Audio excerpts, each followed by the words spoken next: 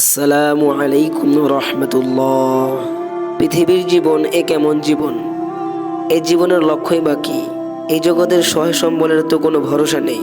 এখানকার আনন্দ বিনোদন তো বেশি দিনও থাকে না, এরপর মুখোমুখি হতে হয় ভয়াবহ মৃত্যুর সাথে। এই জগতের ক্ষমতা অর্জন করার পূর্বেই হারিয়ে যায়।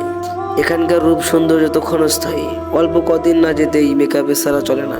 মেকআপেরও একটা সময় আছে, সময় পার হয়ে যাওয়ার পর আর মেকআপও কাজ হয় না।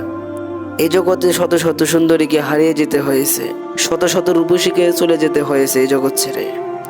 কত হারানো সৌন্দর্যকে ফিরিয়ে আনতে প্লাস্টিক সার্জারি করা হয়েছে, কিন্তু কি সে রূপ কি আর ধরে রাখা গেছে? তাহলে এর বাস্তবতাই বা কি?